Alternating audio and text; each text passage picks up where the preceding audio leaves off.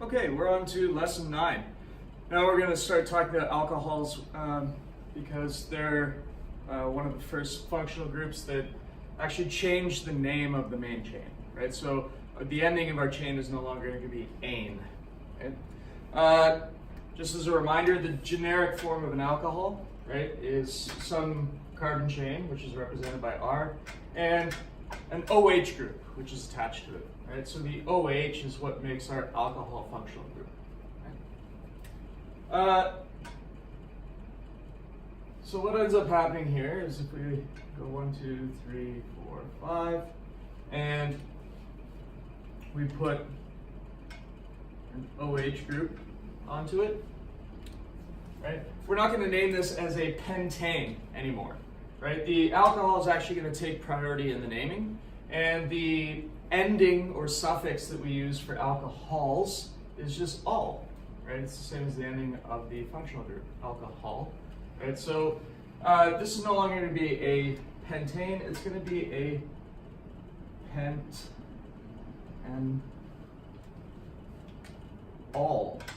pentanol, right? And we can, since this OH group could be attached to the first carbon or the second carbon or the third carbon, right? 4 and 5 would be the same as 1 and 2. So we have to actually say where the OH group is on pentanol, right? So we have our OH group here on 1, so it's going to be a 1 pentanol, right? And the alternative for naming this is you can also put the number in front of the suffix. So if we start with pentan, we could also put pentan-1-ol, right? So we're specifically saying that it's the alcohol, the OL, all, it's on the 1 carbon. That becomes more relevant when you have multiple functional groups, but for now we're going to stick with just 1 functional group per molecule. Right? So this could be a 1-pentanol or a pentan-1-ol. Both of these are appropriate names. If we move that alcohol to other carbons, we'll just number it appropriately. Right? So we switched the naming. Now, the other thing that comes along with the alcohol now being the priority, right, in naming, is that the alcohol or OH group always has to be part of the main chain that we choose, right? And this would come into effect with a molecule such as this, right? Let's say I have a longer chain here, and then I have a carbon there, and then I put my OH group here, right?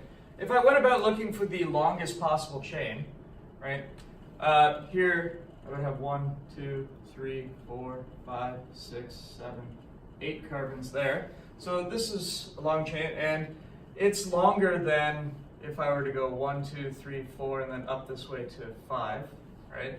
So 8's longer than 5. And if I were to number from this direction, 1, 2, 3, 4, 5, and then go up here, that'd be 6, right? So 8's longer than 6. The only problem is that this 8 carbon long chain actually doesn't have an OH doesn't have the OH group on any one of these 8 carbons, right? The OH is actually coming off of this carbon here, right?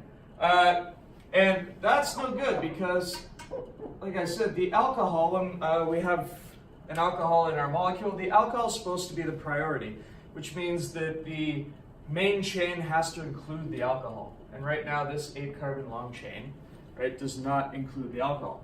So the rule is still we look for the longest chain, but now we have to look for the longest chain that actually includes the functional group. So this carbon right here has to be part of the main chain, right? So we want the longest chain that actually includes this carbon because that's the carbon that has the alcohol, right? And because the alcohol is on it, the alcohol is also going to get the lowest number, right? So we're actually going to start with that one as being number 1, right? And then we have 2 options. We can, this will be number 2 regardless, but we can go 3, 4, 5, or we can go 3, 4, 5, 6. And since 3, 4, 5, 6 is longer than 3, 4, 5, this will be our main chain, right? So even though we do have an 8 carbon long chain, it's not going to be called our main chain in this circumstance because our main chain now has to include the functional group. Okay. So we've determined our main chain. It's this one, right? Which means that this is going to be a hexanol, right? Just like this is a pentanol, right? This is a 6-carbon long chain with an alcohol on it. So it's going to be a hexanol, right? Which means what? Well, it means that this over here is a side branch, right? It's a side branch with 1, 2, 3 carbons on it, right? So that's going to be a propyl branch, right? So now we have enough information to actually go about naming this, right? We're going to say, okay, we have a hexanol, right? And it's a 1-hexanol. But now we need to put another part in front, right, which tells us about the branch. Where is this branch? Well, it's on the 2nd carbon of our main chain, right? So we're going to write in, just fix that. This is a 2-propyl 1-hexanol, right? So the only thing that we're really changing here, we're still looking for longest chain, except this time it's longest chain that includes the functional group that we have, right? So we're not going for the absolute longest, we're going for the longest that includes the OH, right? Which in this case is 6, right? And once we've determined that, right, the functional group gets the lowest possible number on the main chain, right? And then everything else is named according to the previous rules, right? We have a propyl branch on the 2nd carbon, right? And our alcohol group is on the 1st carbon. That's it.